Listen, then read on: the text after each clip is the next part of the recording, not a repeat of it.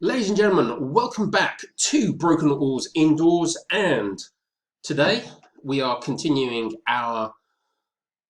this is the third part in our series of great training programs of our time. We're going to be looking at, as you can see on the screen, the high intensity Terry O'Neill 1K training program.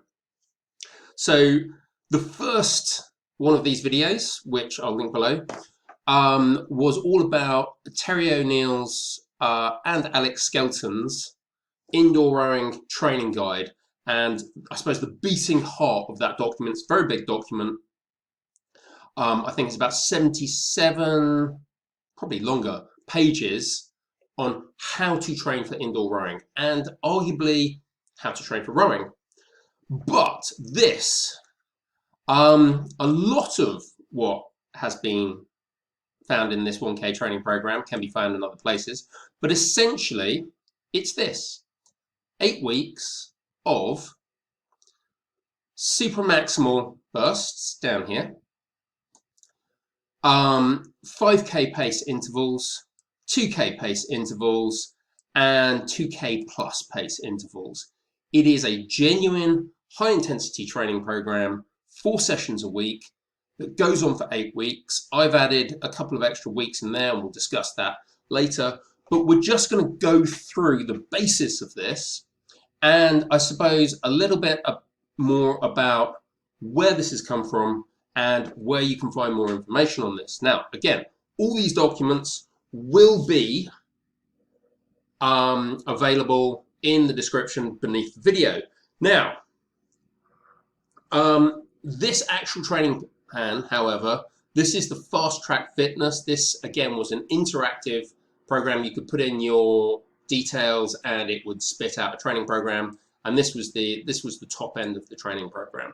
So everything I'm saying here, it should be remembered that I downloaded this in 2011 when I was lining myself up for a summer of racing 1K races.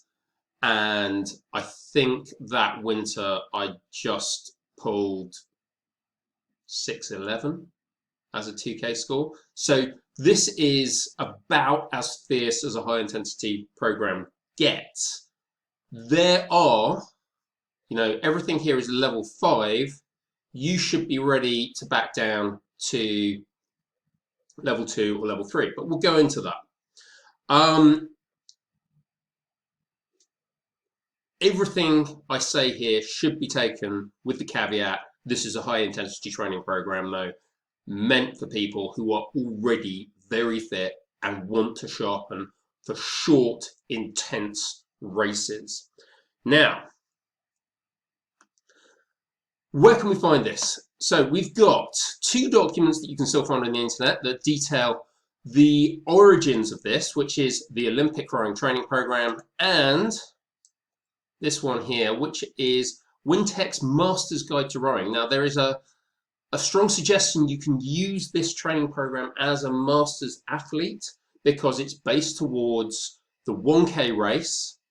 I would remember that this is the only free 1K training program that you can actually find. So let's have a quick look at where this come from. This is written here by Andrew Hamilton. It's Peak Performance Online. I picked this up, look, 26th of the 10th, 2020, quite recently published. And essentially, it was created by 3-time Olympic rowing coach Terry O'Neill. It was originally meant for lightweights, and Terry O'Neill was training lightweights between 1979 and the mid-80s. Okay, so realistically, this is a pretty old training program, and to a certain extent, it is of its time. Rowing at the time was very much an amateur and a part-time affair against much more heavily funded opposition from the Soviet bloc. Also, lightweight rowers in those days only raced 1,000 meters. And the idea behind having only 4 plans a week was that you had to pack in as much training stimulus as possible in order to be able to get the athlete to be as prepared as possible to race 1,000 meters at the World Championships or at the Olympics. Now, in general, when we look at this training program, and we're going to go through this, yes, here we go, block 1 to 8, all these guys, essentially, it's fairly clear the athletes he was dealing with were hard as nails. Otherwise, I don't quite know how they could do this. Now, this is the Peak Performance Online bulletin. As you can see, there are 4 blocks. The other place you can look at it is this Master's Guide to Rowing from Wintec. Again, if these have been memory hold, I'll link both of them down below. But this is a slightly better, there is a lot of stuff in this Masters Rowing program. This is slightly better formatted. It's easier to see what's what. And as you can see, it's a 32-week program divided into 4 8-week blocks. And the first block consists almost entirely of supra-maximal interval training, divided up into 2 concepts: bursts, these guys, and pyramids, interspersed with large amounts of UT3. So let's have a look at the bursts. The idea of the bursts: speed work using the creatine phosphate system, 10-stroke bursts flat out performed in groups of 100. So it's 10 strokes with 10 strokes light and then another 10 strokes maximum. Rest between bursts is when heart rate returns to ×2, or resting heart rate, which is, I don't know quite how you would allow that to happen, because that would take such a long time, but essentially double the number of strokes. I've always done it as either an equal number of light strokes or double the number of light strokes. You also have pyramids, which is extended speed work using the anaerobic system, blocks of 100 strokes rowed at 15, 20, 30, 20, 15, rowed flat out with equal light pressure strokes in between. Rest between sets is 4 minutes. Now, this sounds absolutely fine, but when we look at the original program, in week number 6, the hard week, it's asking us to row 60 minutes of UT3. So we'll have a look at this. This is a very, very low rate training, very low intensity, and then on top of that, 1,000 bursts. That's very close to 3 hours of work. So this training block here, which we also find in the Peak Performance Online Bulletin, almost exactly, just not quite as well formatted, I don't really think it makes sense. I really don't. So, excuse me. Now, when we look at the high intensity training program that was picked up from the original Concept 2 Fast Track Fitness site, things are slightly, shall we say, saner. We don't go beyond 500 really hard strokes, either on the pyramids or the bursts. And remember, the idea behind this is to simulate the 100 strokes of the 1,000-meter row. Essentially, this is kind of quite close to Tabata training before Tabata actually existed. Okay, I don't think anybody, possibly the Italians, but we don't know, anybody currently in the modern era of rowing training is doing this, but nobody's really training for 1,000-meter rows. So it's all about taking that 1,000-meter row and breaking it up into small enough chunks of either 10 or 15 or 20, 30 strokes that you can put them together and do anything up to 5 times the distance. So we have all these guys here, the super maximal interval training, essentially very, very short, intense blocks of overspeed work. And you have to be careful with that overspeed work. You can't go too far beyond, because you are starting to get close. If you're only doing 10 strokes maximum, or you're only doing 15 or 20, maybe 30 strokes maximum, you can start to go very close to your 500-meter pace. And then you're really going to be overtraining. If you're doing that many strokes at your 500-meter pace, or even close to your 500-meter pace, you really are going to be overtraining.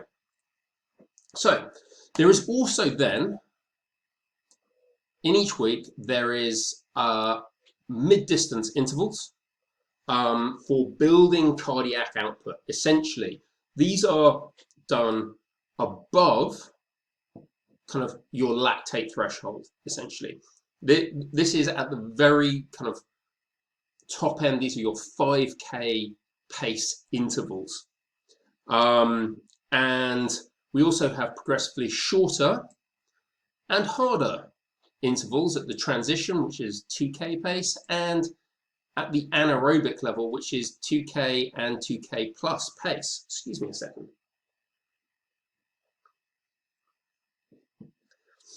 Now, everything that is being done here is to increase your ability to tolerate work at the 1K pace, which is, certainly in my case, it's roughly 120 to 125% of my 2K pace.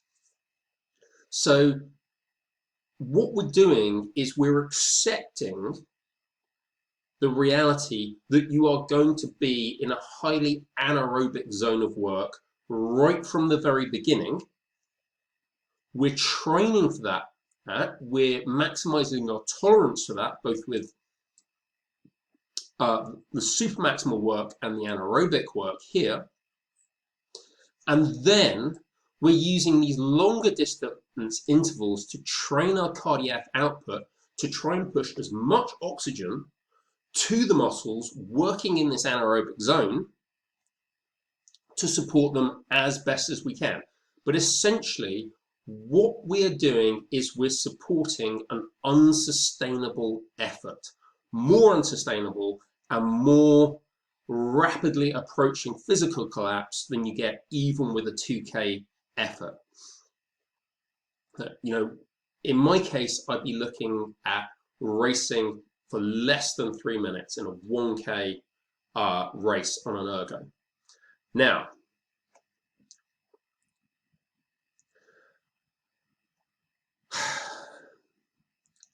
this is actually a quite difficult balance to strike, because realistically, it's very difficult to train speed and strength at the same time as training endurance.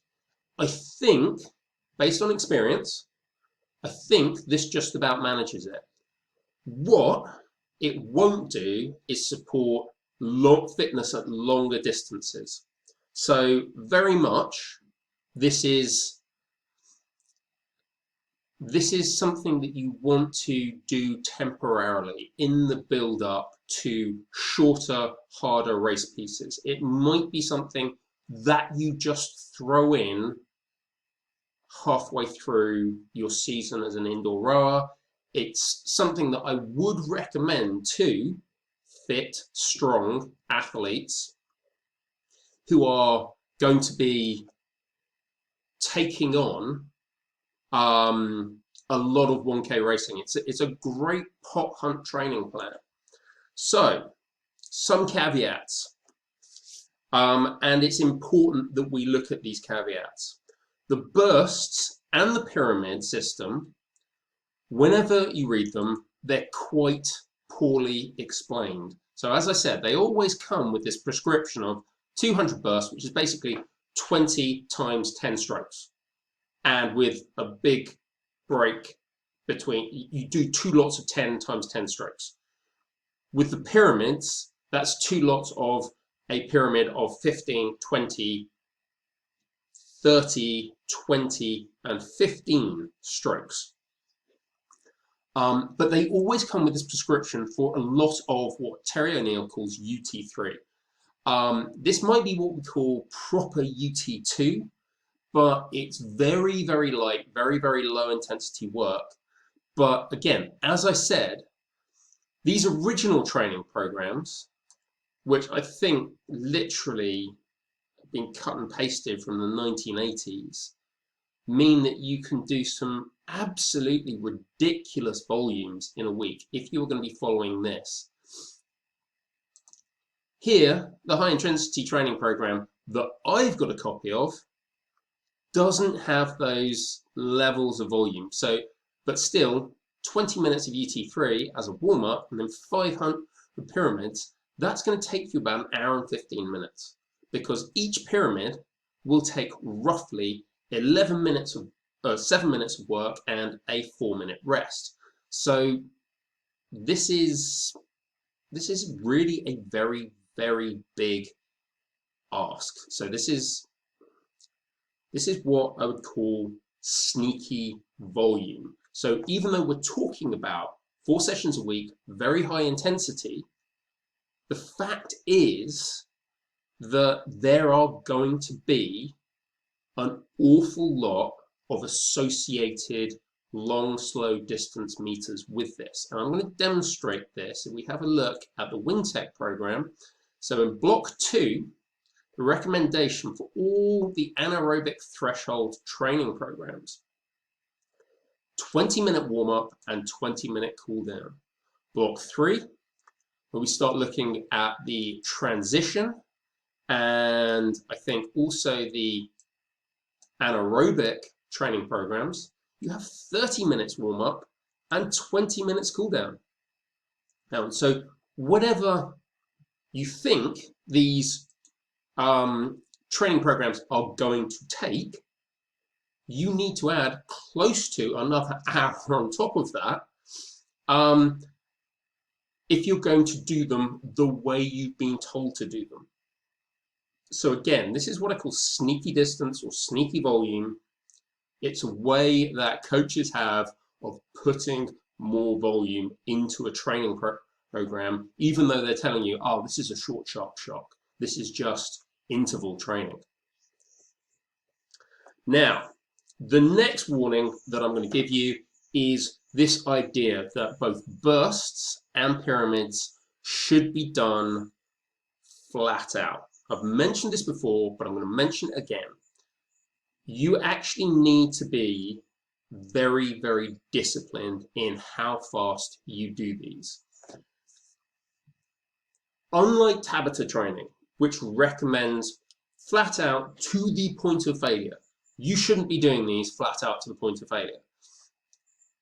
When you do your 200 bursts, which is 2 lots of 10 times 10 strokes, those 10 strokes should be done no faster than the fastest pace you're going to achieve at any point after the first 15 strokes in your 1K race. So if you're going to accelerate down in the last 300 meters and you're going to try and hit 127s or 131s or 137s or maybe even 157s, I'm not sure, it's all related to your performance, but if that's going to be your greatest output, that should be pretty much the maximum that you should go to. And with the pyramids, with the 15 strokes, then 20 strokes, then 30 strokes, and then 20 and 15, again, adds up to 100 strokes. It's a simulation of the race. So simulate your last 1K test. If you had an average speed of 131.5 or 140 or 150, whatever it is, that should be your target pace for this. As you go through the training plan, build up to your desired speed, absolutely. But when the training plan calls for flat out, you should be saying flat out 1K pace, not the fastest you can possibly do, 15 strokes or 10 strokes, because you're going to be getting into that really, really intense 500 meter, maybe 600 meter pace And if you do these volume of strokes at that pace, you are going to injure yourself. If you don't injure yourself, well, frankly, you're a hero. But you'll probably get sick just from overtraining. So, what we have here, as I said, this was the 8-week plan. I've added the final 2 weeks on with a nice little taper that was again taken from the interactive training program. And I've also included my version of this, which is a much more relaxed 10-week training program, which has UT2 and UT1 in it in the light and the medium weeks. I would recommend strong, fit, experienced rowers who have a 1,000-meter race or shorter races that aren't anything between, I'd say, 750 meters and 1,300 meters. This is actually a really, really good training program for. Fundamentally, it gets you rowing fast. All the sessions can be done on the water in 4 sessions a week, but all the sessions can be transferred to the ergo. Excuse me. It's also never boring. You never sit there think, 70 minutes on the ergo, tapping it out. Every single session you do is exciting. It's also agonizing and slightly terrifying, but it's also really, really exciting. Now, one of our first guests, Pete Brewer, talked about the ideal scenario of club rowers who could do 4 sessions a week and still make the Friday Henley Royal Regatta. I don't think this is that training program. I really don't. But it would probably get you to the barrier a lot faster than your opposition. It is a blinding training program if you've got a fit, tough, probably quite young crew that is capable of, that wants to go on a summer pot hunt through shorter regattas in the summer. And it is a sprint training program that trains you for shorter distances, but above 500 meters, outside of that almost pure anaerobic effort. And it's the only free 1K training program I've come across. And currently, if you're looking to put a really excellent 1K time down, you should understand that all the best 1K times belong to people who are training like ergo sprinters, not like ergo endurance athletes. There are problems. We've already mentioned the problem, but to summarize, first of all, your 2K fitness and definitely your 5K fitness will suffer. This is a speed merchant program. It's good for 1K, maybe as far as 1,300 meters, as little as 700 meters. And while it's good for people who want to go to shorter regattas, I wouldn't advise it for people who want to go to longer regattas. The next and really obvious thing is this is a very high intensity rowing program. It comes with added risks of injury, okay? You need to be careful, you need to be disciplined, you need to peak at the end of the training program, not try and operate at a maximal level throughout the entire program. I wouldn't recommend this for novices. I wouldn't recommend this for athletes who have any outstanding physical niggles.